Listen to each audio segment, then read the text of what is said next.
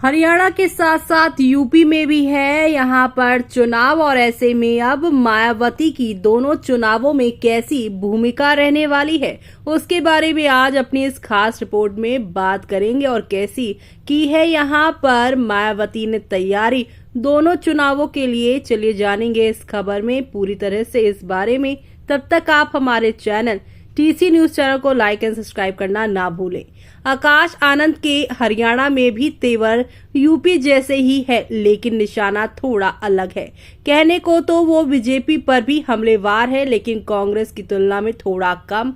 वैसी बातें तो बिल्कुल नहीं जिसके लिए मायावती ने आकाश को अपरिपक्व करार दिया था। वैसे आकाश आनंद कुछ ही दिन बेकार बैठे थे। 1.5 महीने बाद ही उनको सारे सियासी खिलौने ससम्मान वापस भी मिल गए। उत्तराधिकारी भी और वीएसपी के नेशनल कोऑर्डिनेटर का पद भी भला यहाँ पर मिल चुका है। भला हो भीम आर्मी वाले चंद्रशेखर आजाद का, जिनकी नगीना लोकसभा सीट से जीतने जिनके राजनीतिक उभार के डर से मायावती ने कदम उठाया। आकाश आनंद की तरफ से चंद्रशेखर आजाद को एक मौन यहाँ पर थैंक यू तो बनता ही है। हाल ही में आकाश आनंद को हरियाणा विधानसभा चुनाव के लिए बीएसपी के स्टार प्रचारकों की सूची में शामिल किया गया, जिसमें मायावती और उनके पिता आनंद कुमार के ठीक बाद तीसरी पायदान और उनका नाम दर्ज है।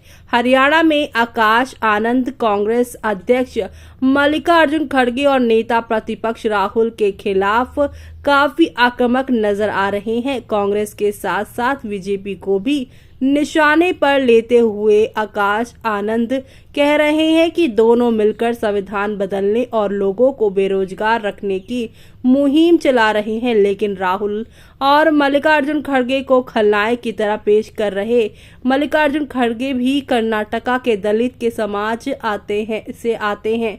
बीएसपी के युवा नेता राहुल गांधी को दलितों के प्रति गद्दार और मल्लिकार्जुन खड़गे को चापलूस बता रहे हैं। मायावती वाले अंदाज में भी बीएसपी संस्थापक काशीराम का हवाला देते हुए आकाश आनंद समझाने की कोशिश करते हैं कि अनुसूची जाति से होने के बावजूद मल्लिकार्जुन खड़गे जैसे नेता अपने ही लोगों को गुमराह करते हैं, जिनसे बचने की जरूरत है। चंद्रशेखर आजाद का नाम लेकर मायावती भी अपने समर्थकों को ऐसे ही समझाती हैं। कहते हैं कि अगर कांग्रेस अध्यक्ष खुद यहाँ अनुसूचित जाति से होने के बावजूद बाबा साहेब के कामों को नजरअंदाज करते हैं तो कांग्रेस के लिए उसका क्या मतलब है। आकाश आनंद की बात पर भीड़ की प्रतिक्रिया होती है। चमचा राहुल गांधी को अमेरिका यात्रा के दौरान आरक्षण पर उनके बयान का तेजस्वी यादव जैसे नेताओं ने तो सपोर्ट किया था, लेकिन मायावती ने नाराजगी जताई थी। राहुल गांधी के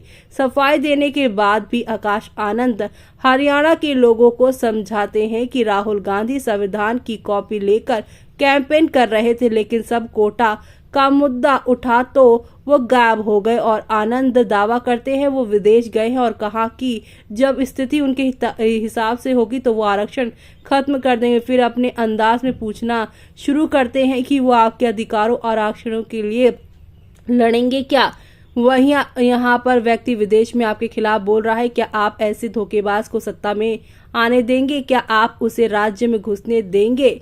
और फिर ये अपील भी करते हैं कि अगली बार जब वो आपके जिले में घुसने की कोशिश करे तो उसे बाहर निकाल दे। आकाश आनंद का स्टैंड साफ है, ये बिल्कुल यूपी जैसा ही है। कांग्रेस राहुल गांधी और प्रियंका वाड्रा के प्रति मायावती भी तो ऐसी ही बातें करती हैं और प्रियंका गांधी भी मायावती को बीजेपी का अघोषित प्रवक्ता बता देती हैं। बीएसपी नेताओं की माने तो हरियाणा के बाद आकाश आनंद को यूपी में विधानसभा की 10 सीटों के लिए होने वाले उपचुनावों की जिम्मेदारी सौंपी जाएगी और हरियाणा में अब वो गांव-गांव जाकर चौपाल करेंगे ताकि खुद को यहां लोगों से कनेक्ट करके जल्दी ही मायावती भी हरियाणा में कैंपेन शुरू करने वाली हैं। 2024 के लोकसभा चुनाव में भी मायावती ने चुनाव प्रचार के लिए पहले आकाश आनंद को भी भेजा था। तब आकाश आनंद ने नगीना में पहली रैली की थी। हरियाणा में भी मायावती का एक मकसद तो चंद्रशेखर आजाद से होने वाले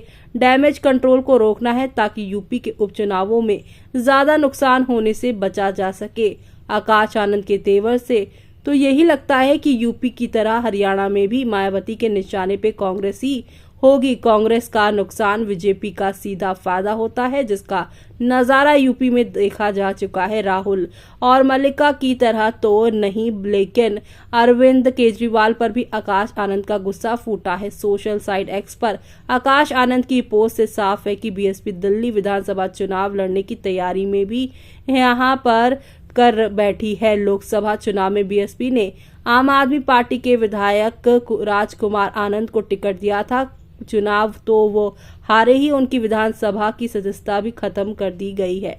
बीएसपी नेता ने अतीशी को दिल्ली का मुख्यमंत्री बनाए जाने पर भी कड़ा ऐतराज जताया। अतीशी को क्षेत्रीय समाज का बताते हुए वो कह रहे हैं कि अरविंद केजरीवाल का स्वर्ण प्रेम जाग गया है। कहते हैं कि ये दिल्ली के दलित समाज के साथ धोखा है। मनीष सिसोदिया और संजय सिंह के क्रम में अतीशी का नाम जोड़ते हुए आकाश आनंद कहते हैं कि दलित समाज को उम्मीद थी कि दिल्ली का मुख्यमंत्री उनके समाज से होगा, लेकिन अरविंद केजरीवाल को दलित विधायकों पर भरोसा नहीं। ये भी दिलचस्प है कि आकाश आनंद या मायावती को कभी इस बात से दिक्कत नहीं हुई कि बीजेपी यूपी में दलित सीएम क्यों नहीं बनाती, लेकिन बीएसपी नेता को मल्लिकार्जुन खड़गे को चमचा बोलकर अपमानित करने से भी परहेज नहीं है। ऐसे में अब इस पूरे मामले पर आपका क्या कहना है, हमें कमेंट बॉक्स में कमेंट करके बताना बिल्कुल भी ना भूलें आप।